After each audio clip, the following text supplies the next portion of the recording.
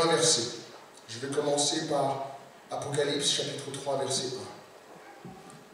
Le Seigneur a commencé à toucher mon cœur et je veux lire ce verset.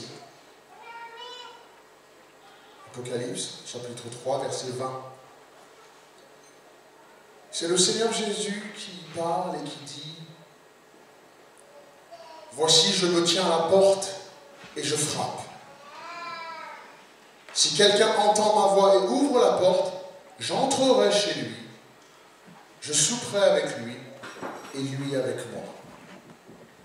Encore une fois, dans la parole du Seigneur, Apocalypse chapitre 3, verset 20.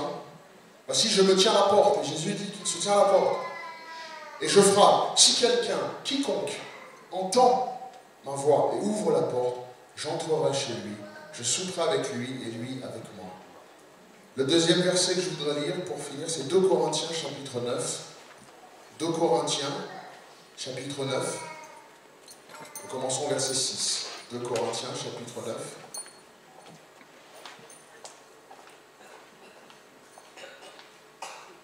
Verset 6. 2 Corinthiens 9. Voilà. Sachez-le, celui qui sème peu moissonnera peu. Et celui qui sème abondamment moissonnera abondamment. Jusqu'au 14. Que chacun donne comme il l'a résolu en son cœur, sans tristesse ni contrainte. Car Dieu aime celui qui donne avec joie. Et Dieu peut vous combler de toutes sortes de grâces afin que, possédant toujours en toutes choses de quoi satisfaire à tous vos besoins, vous ayez encore en abondance pour toutes bonnes œuvres. Selon qu'il est écrit, il a fait des largesses, il a donné aux indigents, sa justice subsiste à jamais. Celui qui fournit de la semence au sommaire et du pain pour sa nourriture vous fournira et vous multipliera la semence, et il augmentera les fruits de votre justice. Vous serez de la sorte enrichis à tout égard, pour toute espèce de libéralité, qui par notre moyen feront offrir à Dieu des actions de grâce. Je vais arrêter là pour commencer. Je voulais vous lire ces versets qui a touché mon cœur et que le Seigneur a commencé à me montrer. J'ai pas dormi, on était tous contents, mais... Et je voulais commencer pour vous dire que dans cette aventure, 1 gramme d'action vaut plus qu'une tonne de théorie. Amen. 1 gramme d'action. 1 gramme. 100 grammes d'action vaut plus qu'une tonne de théorie. Et aujourd'hui, je me tiens devant mon gramme d'action. Vous êtes l'action à laquelle je me suis engagé il y a 10 ans dans ce pays. Et je tiens à vous dire que ma vie ne sera pas complète sans vous. Dieu aime les mots, car lui-même s'est appelé la parole. Donc il aime la parole. Et aujourd'hui, à travers cette parole, je tenais à vous dire une chose. Qu'en tant qu'homme, j'ai réalisé une chose. J'ai réalisé une chose après avoir donné 10 ans de ma vie ici en France. 10 ans de ma vie à sillonner le monde, 10 ans de ma vie dans cette église. En fait, la vie se résume à quelques mots. Ma vie se résume à quelques mots. Qui a souri grâce à moi?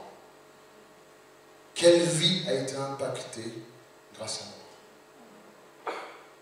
J'ai lu que Pablo Escobar, qui était un dealer, un king de la drogue, avait tellement d'argent. Il avait tellement d'argent en espèces dans sa cave que chaque année, les rats rongeaient 1 million de dollars. Chaque année, tellement qu'il avait des espèces. J'ai commencé à calculer hier soir. 1 million par an, ça fait 10 ans, 10 millions. Mais je tiens à vous dire une chose. Si aujourd'hui, tout homme aurait aimé avoir 10 millions dans son compte en banque, moi aujourd'hui j'ai plus que ça. Vous êtes l'accomplissement de ce ministère que Dieu a déposé dans ma vie. Vous êtes la richesse réelle de l'homme de Dieu que je suis. Je tiens à vous dire quelques mots. Nadia, je ne veux pas quelqu'un comme elle à l'église. Je la veux elle à l'église. Thierry, je ne veux pas quelqu'un comme toi. Je te veux toi à mes côtés. Jacques, France-Lise, Julie, je ne cherche pas à avoir quelqu'un, Jessica, Paulin, je ne cherche pas à avoir quelqu'un comme vous. Je vous veux vous. Je vous veux vous. Et dans ces 10 ans, j'ai vu certains d'entre vous devenir des hommes. Certains d'entre vous devenir des femmes, des mères, des épouses. J'ai marié la plupart d'entre vous. J'ai baptisé la plupart d'entre vous. J'ai vu certains qui ont eu des boulots, des postes extraordinaires. Nous avons des fonctionnaires dans la salle. J'ai fait des devoirs avec certains d'entre vous. Dans ces 10 ans, j'ai vu des promotions. Je vous ai vu acheter des maisons. Je vous ai vu déménager dans plus petit aussi. Moi-même, dans ces 10 ans, je suis passé d'un homme et je suis devenu père. Mon plus grand n'a que 9 ans.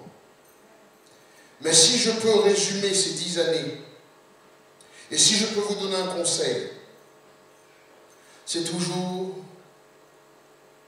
de rester un héros dans les yeux de vos enfants. Toujours d'essuyer l'insécurité dans les yeux de vos épouses. Et de permettre à vos maris d'être honorés constamment. Parce que la maturité ne vient pas avec l'âge. La maturité vient avec l'expérience. Nous ne sommes pas mûrs aujourd'hui parce que nous avons 10 ans, nous sommes mûrs parce que nous avons fait des expériences ensemble. Alors aujourd'hui, je réfléchissais à me dire, mais qu'est-ce que je pourrais vous dire? 10 ans d'adoration, 10 ans de louange, 10 ans de danse, les genoux ont pris 10 ans. 10 ans à nourrir les gens en bas, 10 ans de sourire avec Yolande et l'accueil. Certains vous ont rejoint et d'autres vous ont quitté. 10 ans de prédication, 10 ans d'enseignement, 10 ans de baptême.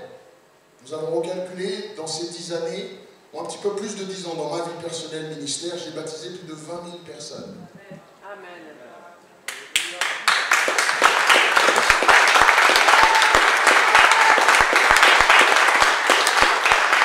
10 ans à communier, 10 ans, je n'ai jamais raté un moment où si j'étais là. Je venais 10 ans de travail pour arriver aujourd'hui à ce que nous sommes, à Paris, en France. 10 ans de ministère par-delà le monde. Et lorsque je vous regarde aujourd'hui, je vois que vous êtes assis, je vois vos sourires. Nous avons des musiciens, des voix extraordinaires. Nous avons de ceux qui s'aiment et qui bénissent dans l'assemblée abondamment. Nous avons des gens qui aiment réellement Dieu ici, assis à côté de vous. Pendant 10 ans, ils ont été à mes côtés pour tout faire pour présenter Christ dans la manière la plus digne. Nous avons une histoire ensemble. Aujourd'hui, je ne fête pas mon anniversaire. Je fête notre anniversaire. Pendant 10 ans, avec l'entraide, nous avons essayé, tant bien que mal, de nourrir les démunis. Les personnes des médias importantes sont là pour témoigner qu'ils nous ont suivis dans les rues pendant 10 ans. Le sourire toujours là. Pourtant, ça n'a pas été facile. J'ai préféré pleurer à la maison et sourire ici que faire l'inverse. En tant que pasteur, 10 ans, c'est pas facile. Dans la maison, c'est pas facile. Toujours sortir, rentrer tard, partir tôt. Des fois, l'épouse ne comprend pas. Mais j'ai pleuré dans la voiture, ensuite je suis venu et j'ai souri devant vous. J'ai préféré vous renvoyer chez vous, rentrer chez vous. Et je suis resté finir le travail qu'il fallait ici tout seul. Aujourd'hui, le DL peut être suivi par Internet, en simultané par-delà le monde. Vous pouvez suivre le sermon sur votre téléphone, télécharger, DVD, Vous avez nos louanges, nos adorations. Pendant 10 ans, je me suis vidé constamment à vous donner tout ce que Dieu avait déposé dans mon cœur. Il y a 10 ans, je ne savais pas jouer un piano. Aujourd'hui, 10 ans plus tard, je joue la plupart, voire tous les instruments. Mais je le fais pour vous, car je n'avais aucun objectif à jouer dans un concert, un concerto. En 10 ans, j'ai voulu apprendre à comprendre les jeunes et la jeunesse, leur permettre de s'exprimer. En 10 ans, j'ai aussi appris à dire « wesh ». Mais aujourd'hui, je tiens à dire que si aujourd'hui nous sommes dans un bel immeuble, parce que nous avons travaillé dur, la mairie continue, les gens continuent à vouloir nous prendre. Le maire est venu, il a dit, écoute, maintenant que tu es aux normes partout, mais de toute façon, pour que je te donne ta norme recevant du public, il te faut des places de parking. Et ça, je ne te le donnerai jamais. Je lui ai dit, mais écoutez, monsieur le maire, je suis dans un quartier défavorisé, ils n'ont pas de voiture ici. Donc garde ton permis. Amen. Ils prennent le bus, ensuite ils marchent au bout de la rue, monsieur. Ils ont dit, mais voilà. Je leur ai dit, mais ça va pas, non? Mais monsieur le maire, si vous nous retirez la foi, tuez-nous. Parce qu'il n'a pas aidé, et vous n'avez pas aidé celui ou celle qui est assis à côté de vous. Comment pendant ces 10 ans, Dieu les a impactés à travers cette église. C'est vrai que nous avons ces murs et ces briques, cette peinture, ces belles choses, pour montrer 10 ans de travail. Mais encore plus, et plus important, nous avons la vie qui a été touchée ici, par la puissance de Jésus-Christ ici. Pendant 10 ans, j'ai fermé ma bouche. À la maison, ça et ceci, je pleure dans la voiture et je souris encore ici. Pendant 10 ans, je porte ce fardeau de ce ministère, de vous voir transformer. C'est vrai que Dieu ne nous a pas appelés à nous comparer à aucun autre. Nous devons nous comparer à nous-mêmes. Est-ce que nous étions l'année dernière? Et ici à l'Église des Nations, je vous enseigne à ne vous comparer à aucune autre église. Nous ne sommes pas meilleurs que personne. Et si nous devons nous améliorer et être meilleurs, c'est de ceux que nous étions l'année d'avant. Et c'est vrai qu'aujourd'hui en Christ, nous aurions pu être joyeux. Les gens trouvent que cette salle est magnifique. D'autres églises sont dans des taudis. Je pleure de voir l'état de l'Église de France. Dans des sous-sols, dans des bas-fonds, dans des endroits. L'Église du Seigneur a pris la place de la religion des caves aujourd'hui. Nous sommes dans les banlieues, dans les zones industrielles. Nous n'arrivons plus à exprimer notre joie. Le marabout se tient au bord en sortant du métro et donne ses tickets, ses flyers. Mais toi, tu te mets pour parler de Jésus, on t'expulse.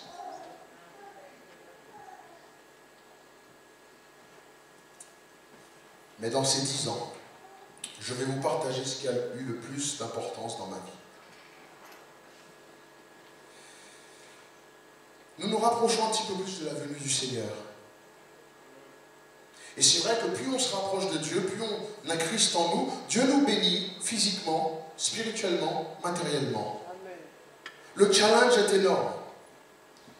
Et il ne faut pas qu'on laisse le matérialisme nous transformer, nous changer. Ce n'est pas parce que nous avons une belle voiture, une belle maison, un beau local et ainsi de suite que nous devons penser que nous le méritons et que nous sommes mieux que personne. Nous devons malgré tout dans notre bénédiction d'une belle voiture regarder à ceux qui sont sous un pont continuellement.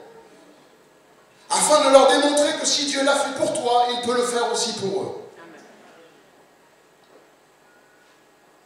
Si nous nous regardons en arrière pendant ces 10 années de ministère dans la ville de Paris et ses alentours, je vois un groupe d'hommes et de femmes qui ont été extrêmement généreux. Ils ont travaillé dans l'Église. Ils ont été à mes côtés pour certains, pour la grande majorité. Lorsqu'on regarde les vies transformées, les baptêmes, les maisons qui ont été bénies, je tiens à dire une chose, c'est que l'Éternel était parmi nous. Pendant ces 10 ans, j'ai vu des hommes transformés. Alors, Aujourd'hui, je voulais vous dire ces deux mots pour moi. C'est la vérité et l'espoir. La différence entre l'impossible et le possible réside dans la détermination d'un homme. Et j'ai été déterminé.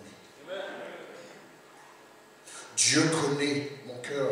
Lorsque j'ai débarqué à Paris avec quelques valises, pas marié, pas d'argent, j'avais peut-être 1000 $ dans ma poche, pas d'appartement, rien. J'ai dormi sur le canapé de certains. J'ai pas su le lendemain comment j'allais manger. Eh oui, je sais ce que c'est que ED et Lidl. J'ai mangé des cassoulets lundi, mardi, mercredi, jeudi, vendredi, samedi. Pas dimanche parce que lundi, mardi, mercredi. Mais sachez une chose, quand je suis arrivé ici, la plupart des pasteurs que j'ai rencontrés, les chrétiens, m'ont dit maintenant, frère, reste aux États-Unis, parce qu'ici, je ne te donne pas 2 ans. Tu n'as pas de papier français, comme si nous, Américains, on était étrangers quelque part. On aime bien mettre notre nez partout. Mais ça, pour le coup, merci Seigneur. Parce que je n'avais pas à fuir la police. J'étais venu avec un objectif, c'était de partager l'amour de Dieu avec les Français. J'en ai assez qu'on vienne voir la Tour Eiffel seulement. J'en ai assez qu'on vienne voir l'Arc de Triomphe seulement. Le dernier couple d'Américains riches que je connais aux États-Unis, je les connais, ils n'ont jamais donné 5 centimes, et ils viennent, mon pasteur, tu peux m'emmener à la France? J'ai dit, je vais t'emmener en France. Donc lundi, on a fait la Tour Eiffel, mardi, Arc de Triomphe, mercredi, on a fait Sacred Heart, Sacré-Cœur. Ensuite, j'ai dit, maintenant, tu veux que je te montre ma France à moi? Je les ai emmenés à Barbès. Barbès, un vendredi, heure de la prière, frère.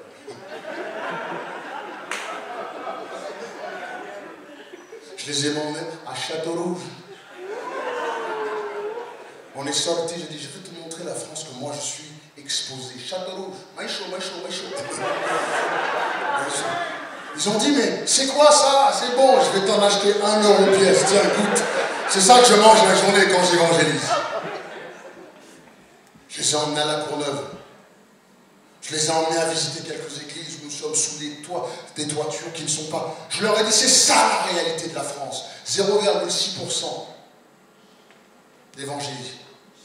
Et ça diminue. Et les anciens ont tenu le fort. Les fédérations ont tenu, mais n'ont pas su où il y a quelque chose, il y a une cassure. Et la jeunesse ne prend pas la relève. Et chaque course de relais, nous savons que tu peux courir très vite. Mais il y a 2 éléments qui vont te flinguer. Le passage de bâton ou le virage. Et d'une façon ou d'une autre, dans beaucoup d'églises, de fédérations, nous avons oublié le virage. Nous avons oublié de passer le bâton à la prochaine génération. Et ici, aujourd'hui, j'essaie de passer l'amour de Dieu à ces jeunes. Donc, je les laisse danser comme ça. Nous, les anciens, on dansait comme ça. On avait les bretelles. Les jeunes ne dansent pas ainsi. Les jeunes, maintenant, dansent et je les laisse s'exprimer pour la gloire de Dieu. Et je suis fier de dire que nos jeunes allées de haine, ils ont leur swag. Et si tu veux savoir c'est quoi, on va apprendre c'est quoi. Pendant ces 2 ans, quand ils m'ont dit tu ne pourras pas faire quelque chose en France, et je vais finir, je n'ai pas vu un problème. Ils m'ont présenté plein de problèmes et je n'ai pas vu de problème. J'ai vu des opportunités. J'ai vu des opportunités de glorifier Dieu. EDN, je vais finir par vous dire ceci. Il y a 2 choses que j'offre aux gens. Il y a 2 choses que nous devons offrir aux gens. C'est la vérité et l'espoir. Si on ne leur dit pas, on ne leur donne pas la vérité, les gens vont continuer à vivre leur vie, ok, comme si la réalité n'existait pas. Ils vont commencer à faire des choses qui sont abominables. Ils vont rouler dans leur voiture et pas se soucier du démuni. Si on ne leur dit pas la vérité, ils vont continuer à vivre sur leur palier et ne jamais saluer leurs voisins. Pendant 25-30 ans, sur le même palier, sans jamais avoir invité une personne à boire un café chez toi, et tu te dis chrétien. Tu adores un Dieu que tu n'as jamais vu. Je tiens à le dire ici pour vous qui êtes super religieux. Je n'ai jamais vu Dieu. Et pourtant, je parle de lui. Je n'ai jamais vu Dieu. Et je témoigne de lui. Tu sais pourquoi? Je me connais moi. Et il n'y avait qu'un Dieu pour me changer. La vérité. Nous devons faire face et donner au monde la vérité. Et ensuite, si nous ne leur donnons pas de l'espoir, ils ne vont jamais vouloir améliorer leur vie. La vérité n'est pas écrite dans les livres d'histoire, comme vous le croyez. La vérité n'est pas inscrite dans un livre de facts, de statistiques et de faits. La vérité se lit sur les visages. Je peux fermer mes yeux aujourd'hui et voir la vérité qui est ici. La vérité est dure pour moi. Parce qu'aujourd'hui, en fermant les yeux, je peux voir cette dure vérité de certains jeunes qui ne sont pas là aujourd'hui parce qu'ils sont retombés dans la drogue. Je peux vous dire que la vérité, elle est dure pour moi, ce n'est pas dans les livres. Parce que la vérité, c'est de voir des familles qui n'ont pas su se recoller, qui ne sont pas ici aujourd'hui. La vérité, c'est que je suis arrivé des fois trop tard dans une famille, dans un couple, dans une situation pour leur parler. La vérité, c'est que je n'ai pas eu un 100% de résultat dans ce ministère.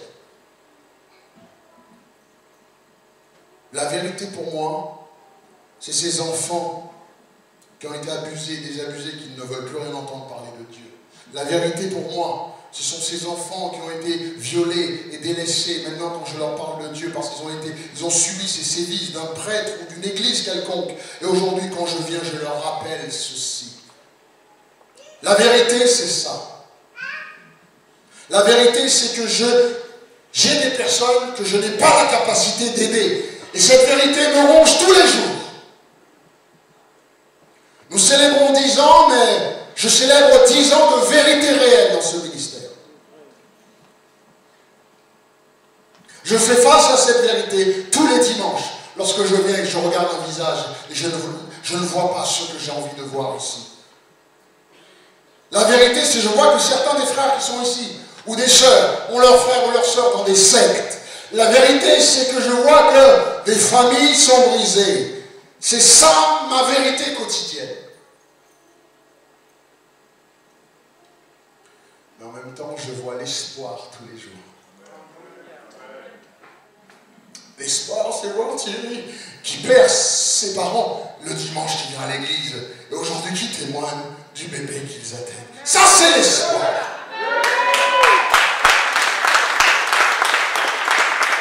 L'espoir, c'est d'avoir reçu le mail du frère Odon. On a parlé hier et il a dit j'aimerais tellement être là. Ça, tu me manques, pasteur. Odon, qui est plus âgé que moi, il me dit papa, tu me manques. Et au téléphone, je verse les larmes parce qu'il aurait aimé être là. La vérité, c'est ce matin, avant de partir, je lis le mail de Grandi qui dit pasteur, je suis rentré dans l'année de ma destinée grâce à toi. C'est ça l'espoir. L'espoir, c'est de voir des couples recomposés, malgré qu'ils étaient seuls avec leurs enfants, des mariages qui se sont accomplis ici. L'espoir est là. L'espoir, c'est de voir des familles. L'espoir, c'est de voir une sœur qui est assise au milieu de vous, qui allait se suicider, mais qui m'a appelé. L'espoir, c'est un autre frère qui allait se suicider et qui m'a appelé aujourd'hui, qui est là assis parmi vous. L'espoir, c'est qu'il y a quelques enfants qui sont assis là, qui haïssaient leur famille à cause des abus, mais qu'aujourd'hui, qui m'appellent papa fièrement. Ça, c'est de l'espoir. La vérité, j'en fais face tous les jours. Elle est dure pour moi. Mais l'espoir est là. Ce sont ces moments d'espoir qui me rappelle que toute chose est possible à celui qui croit.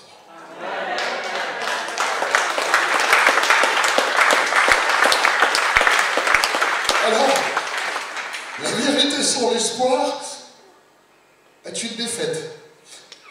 Mais l'espoir sans la vérité, c'est une fantaisie. Et les églises offrent les deux, l'un ou l'autre. Mais nous devons donner les deux. La vérité sans l'espoir. Des églises qui sont dures. Ah, tu meurs, tu vas en enfer, c'est fini. La vérité sans espoir est une défaite. La religiosité est une défaite. Les églises que ethniques sont une défaite totale. Mais l'espoir sans la vérité est aussi une fantaisie. Et nous, à l'église, nous devons allier la vérité et l'espoir. Ce n'est seulement à travers ces deux choses que nous pouvons voir l'impossible s'accomplir. La vérité sans l'espoir, c'est comme quelqu'un qui est malade mais qui ne le sait pas.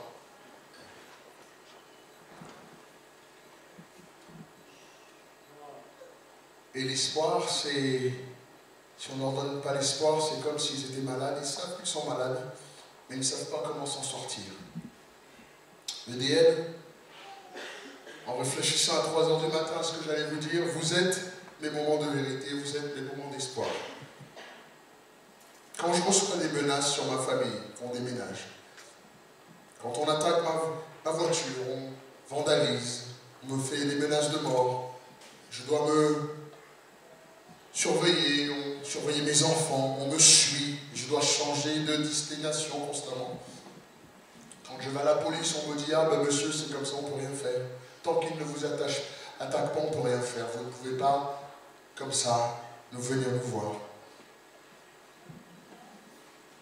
La vérité revient frapper constamment dans le pays et dans le contexte que je suis. Cette vérité revient. Oui, la vérité, c'est que la France est une terre difficile au niveau de la foi. La vérité, c'est que la foi ici est assimilée à des sectes. La vérité, c'est que l'Église, la France n'a pas encore eu de réveil. Ils ont eu la révolution, oui, mais pas encore de réveil. La France est encore rebelle à tout ce qui est les autorités religieuses, et je les comprends. La France, la vérité, c'est que la France aime Dieu. C'est juste qu'ils ne savent plus recevoir cet amour. Ils ont été tellement brisés, délaissés, abusés par l'Église, abusés par des hommes d'Église, qu'aujourd'hui, dès qu'on parle de Dieu ou de foi, on voit tout de suite secte, loi, laïcité et religion. Ça, c'est la vérité. Mais l'espoir aujourd'hui, c'est qu'aujourd'hui, nous célébrons 10 ans de victoire.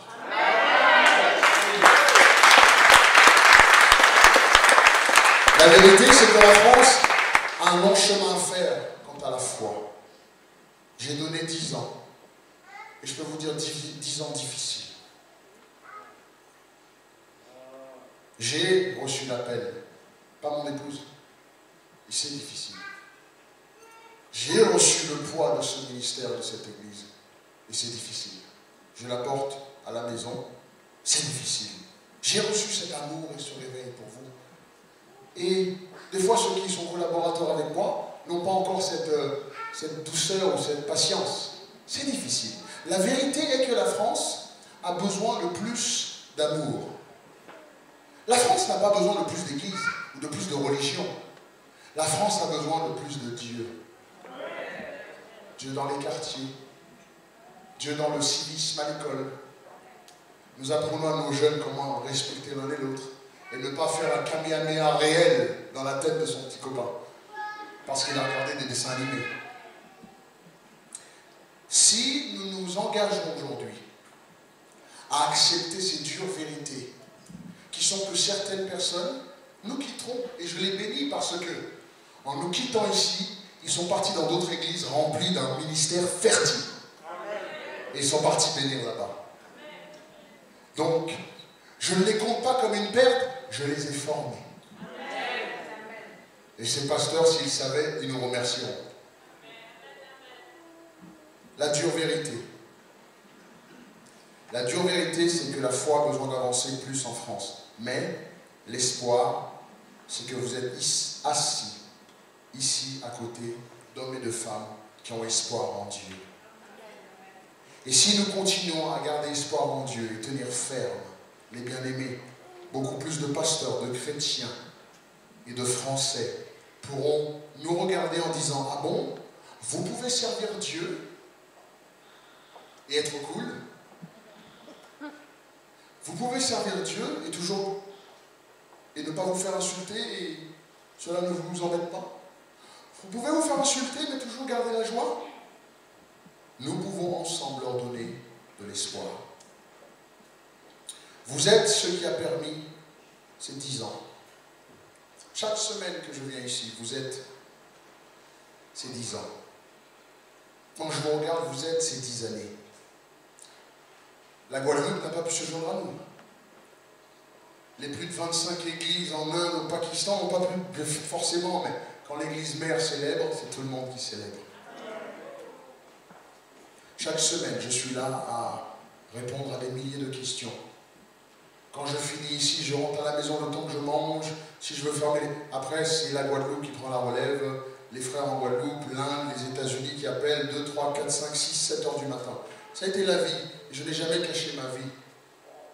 Ça a été cette vie-là qui a été pour les autres. Alors quand je vous regarde aujourd'hui, je tiens à vous dire que je ressens la sensation que Martin Luther King a reçue lorsqu'il a donné son speech. Je suis fier. Je ressens la sensation quand Lincoln s'est fait élu. Je le ressens. Je ressens la sensation quand Sarkozy a été élu. Parce qu'il n'y a pas plus grande satisfaction que de savoir le pourquoi nous sommes sur terre. Le pourquoi je suis sur terre, si ce n'était que de rencontrer Eric, de le baptiser, de le marier et de mourir, ma vie aurait eu un sens. Si c'était les 4 filles qui dansaient, ou je ne sais plus s'ils étaient 4 qui dansaient, je les ai toutes baptisées. J'espère toutes les marier dans les règles de l'art. Non, pas moi les marier, mais les donner en mariage, quand ils trouvent quelqu'un et pas de catastrophe dans leur vie, je serais fier. Il n'y a pas de plus grande joie et d'accomplissement dans mon cœur et dans ma vie aujourd'hui. Alors, je vais te dire une chose.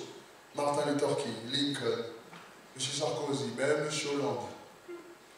Aujourd'hui, moi, un petit garçon de Brooklyn, né d'un adultère, maltraité enfant, rejeté de chez lui à l'âge de 16 ans, pour qu'il finisse soit en prison, qu'il soit un drogué dans les rues de Miami, ou qu'il meure, aujourd'hui,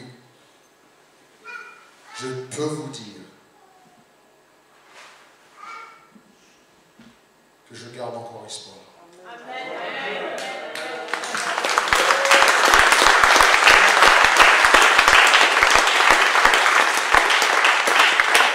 Et si je peux me permettre, même au bout de 10 ans, le chiffre 10, c'est l'établissement, l'ordre, les 10 commandements, les 10 choses qui sont établies.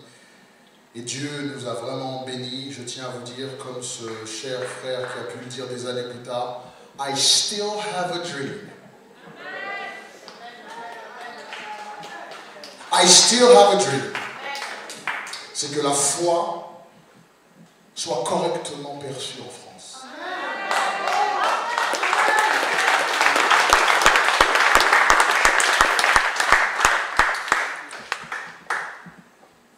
Vous savez, si on regarde dans la maison, dans ma chambre hier, je regardais le meuble, acheter, sacrifier pour acheter les chaussures, tu sacrifies un peu de ton temps pour acheter. Et si je peux dire que j'ai accumulé plein de choses dans ma chambre, et que ces choses-là, ce sont ma vie et les années de ma vie que j'ai donné du sang, de l'effort, du temps, de l'argent. Aujourd'hui, si je vous regarde vous, vous ne m'appartenez pas, vous appartenez à Dieu. Mais je peux voir, vous êtes le résultat d'années d'investissement, de sang, de finances et de temps.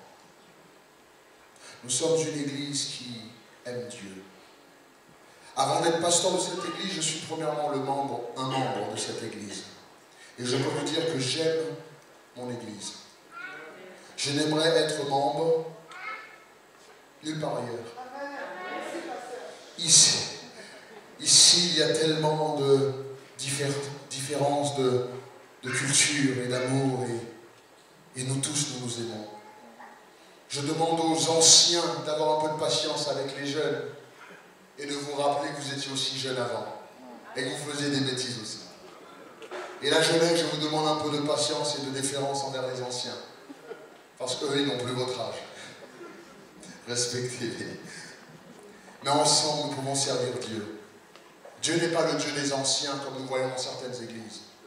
Dieu n'est pas le Dieu simplement des anciens chrétiens. J'étais décidé pour suivre le Seigneur. Et la jeunesse, on va venir, on dire, j'étais décidé, avec leur hip-hop. Aujourd'hui, j'aime Dieu. Et j'ai lu ce verset pour vous dire ceci. Je vais le relire maintenant dans ce que je vous ai dit, que vous allez comprendre. Ma joie, dans ces 10 années, ma plus belle joie a été lorsque mon fils, il y a quelques dimanches, est venu. Kinan de lui-même, à 9 ans, et a dit, je veux inviter Jésus dans ma vie. Ma joie, c'est de voir mon fils toujours vouloir être pasteur aussi. Ma joie, c'est de voir mes enfants. Ma joie, dans ces 10 ans, Nadia, tu es devenue maman, mais moi, je suis devenu papa aussi. Ma joie, c'est le jour où je l'ai baptisé. Parce que Dieu ne m'a pas donné des enfants pour les perdre dans la drogue et dans l'alcool. Je ferai ce qu'il faut. Je ferai ce qu'il faut. Mais je finis avec ça et je lis le verset, je termine parce qu'on va manger. Je tiens à vous dire ceci, dans les 10 prochaines années. Servez Dieu. Craignez Dieu. Vivez simplement. Ayez des grands rêves. Soyez reconnaissants pour les petites comme pour les grandes choses. Donnez de l'amour autour de vous. Car le malheur et la tristesse ne prévient pas. Et plus spécialement, et ça c'est une chose que j'ai chez moi, riez beaucoup. Riez parce que les gens disent, pasteur, tu rigoles, tu souris beaucoup. Tu n'as pas aidé la souffrance que je cache derrière ces rires. Donc je ris pour oublier. Je me suis déjà pleuré, je me suis endormi, cry to sleep. J'ai pleuré tellement, je me suis endormi en pleurant, je me lève, je pleure encore, je m'endors. En pensant que c'est un rêve. J'ai porté ce fardeau de cette église. Mais quand je suis rentré ce matin, j'ai vu l'excellence en action.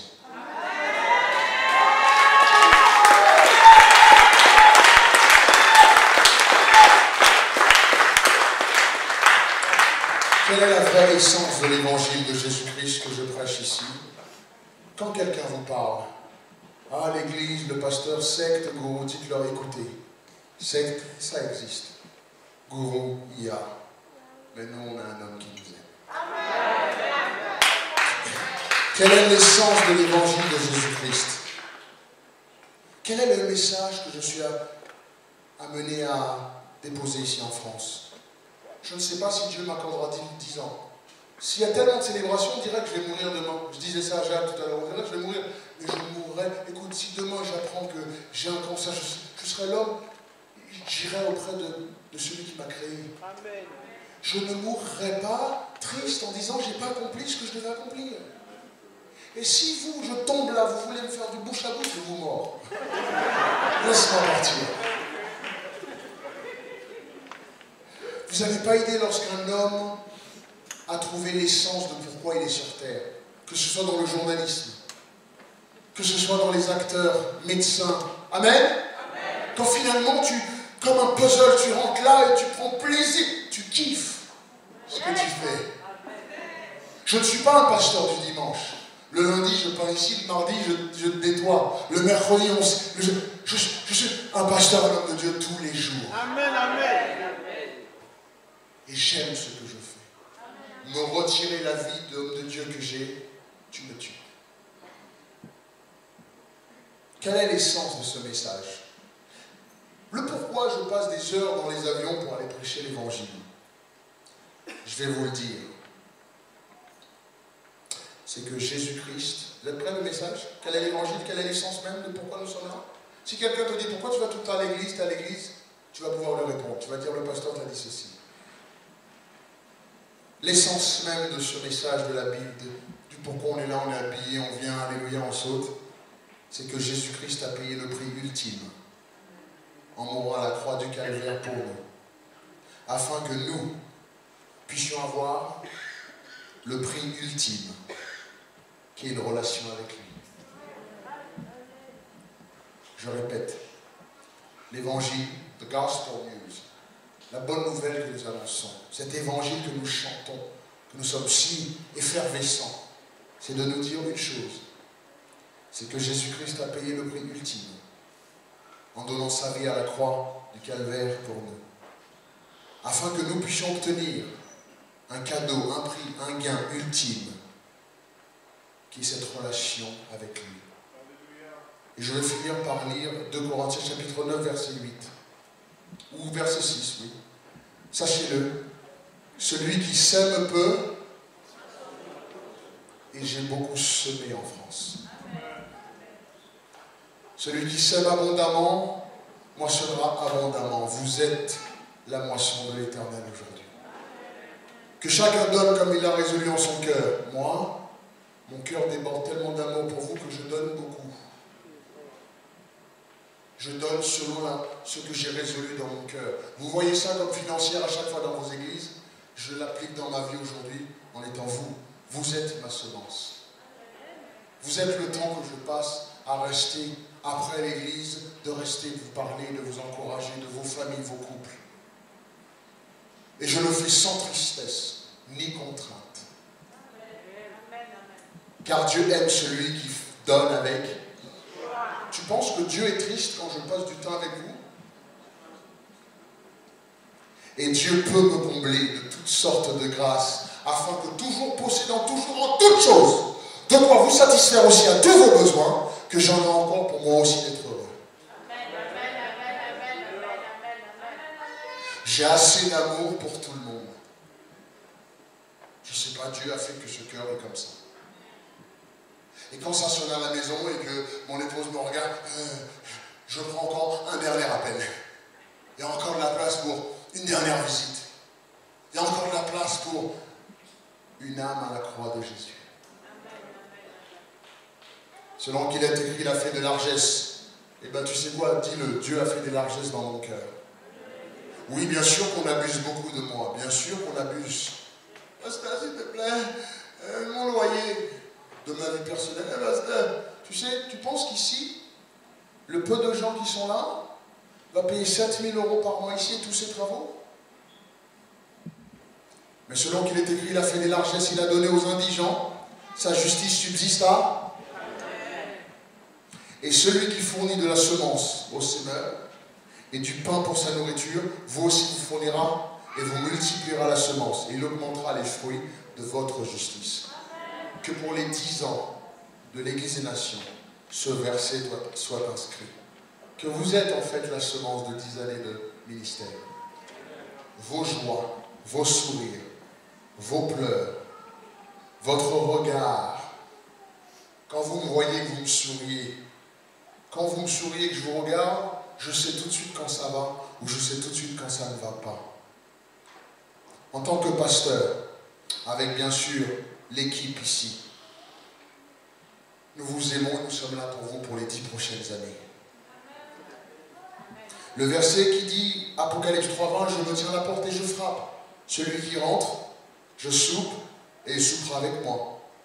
Mais c'est vrai que le texte ne dit pas que cela appartient qu'à l'Église.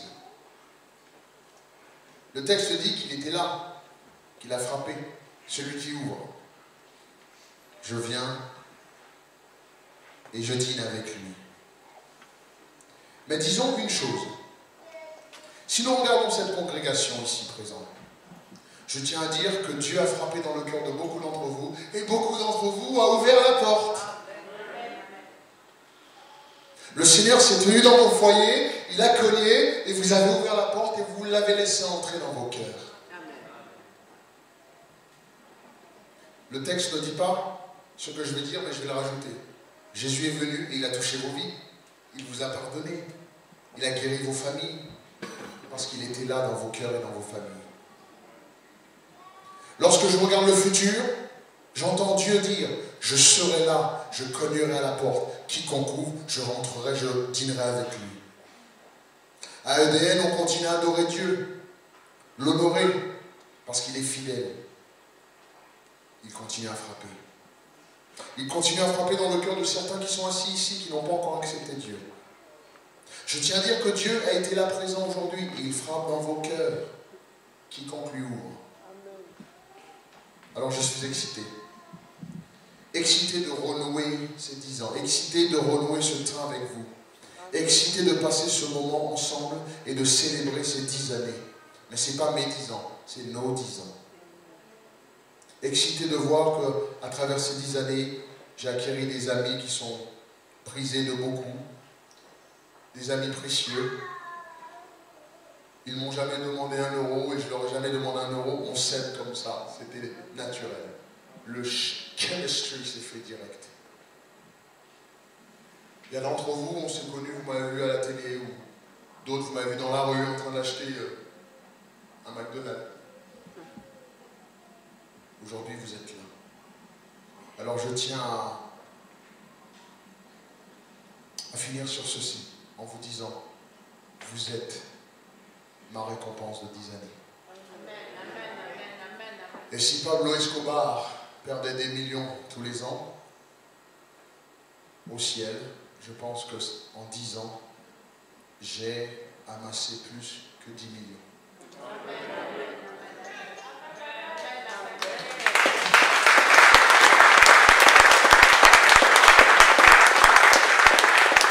Est-ce qu'on peut se lever ensemble? Je vous ai dit, je ne vais pas prêcher. On va aller manger. Je veux vous avoir à ma table. Je veux manger avec vous. La salle est magnifique. Vous êtes magnifiques. Les hommes et les femmes de choix.